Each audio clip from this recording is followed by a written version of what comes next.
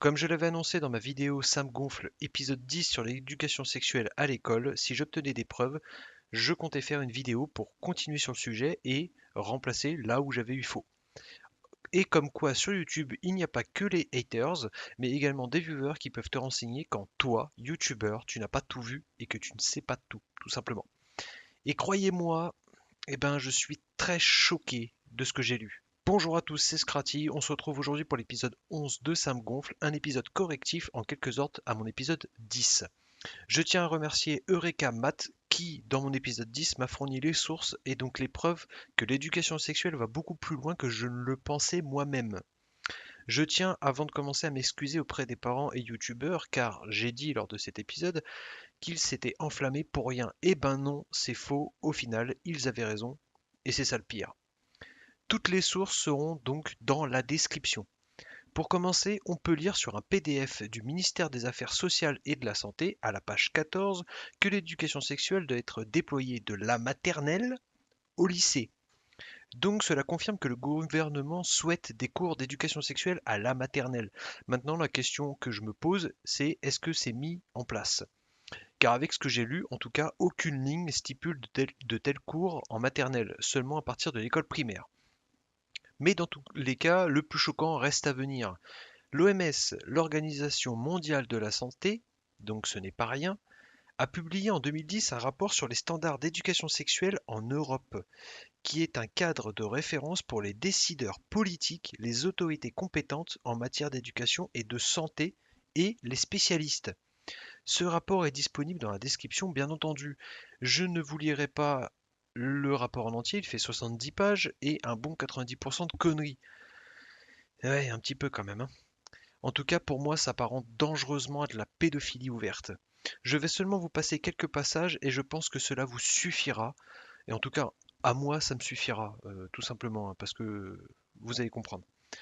Pour commencer, à la page 37, on peut lire, et je cite, à chaque âge, chaque étape de développement, il y aura des questions et des comportements spécifiques. Par exemple, découverte et exploration de son corps et de celui de ses camarades en jouant au docteur. Alors, jouer au docteur, dans ce rapport, ils adorent ça. Je vous le dis hein, directement.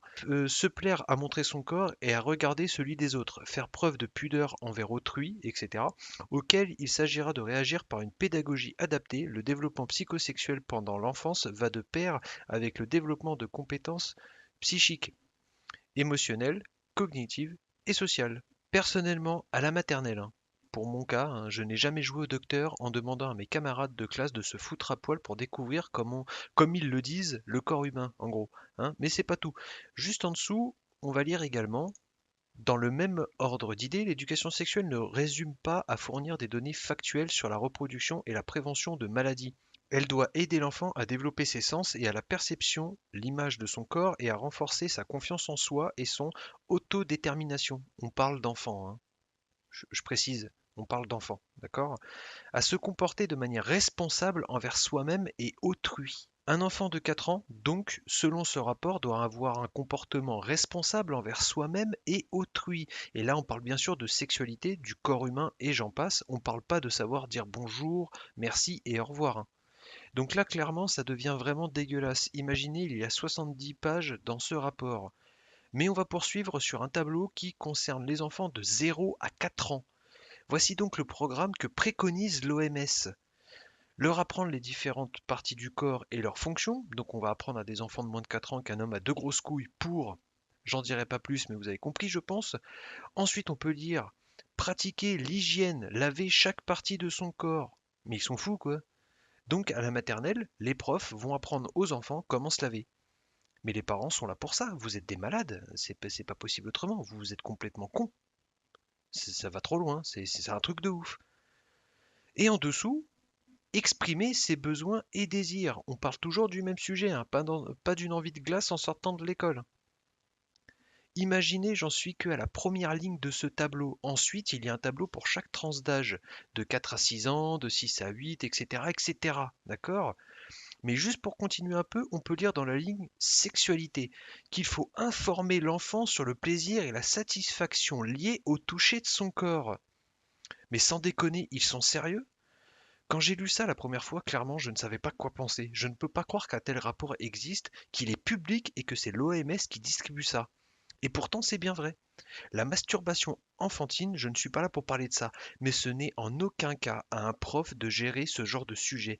Il y a des parents et des personnes qui sont médecins, psychiatres pour en parler, informer les parents et j'en passe. On n'a absolument pas le droit de donner ce genre de sujet à des simples profs ou même des intervenants. Sachez que je n'ai pas lu tout le rapport. Clairement, les quelques lignes que je viens de citer ne m'ont pas donné envie de continuer, car je trouve ça dégueulasse. C'est de la pédophilie cachée. Pour moi, hein.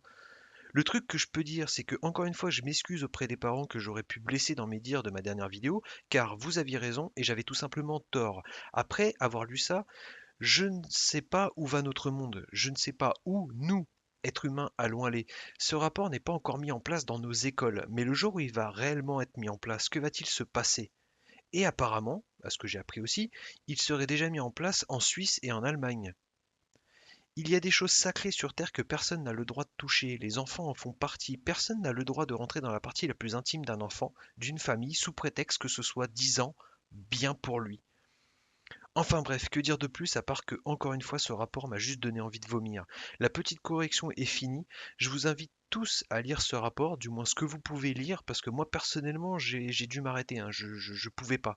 Certains vont trouver ça stupide, mais qu'est-ce que tu veux apprendre le désir et la satisfaction à un enfant entre 0 et 4 ans? C'est complètement incompréhensible. Enfin bref, informez-vous avec ce rapport car il pourrait nous tomber dessus dès demain. C'était Scratchy. Ciao ciao tout le monde.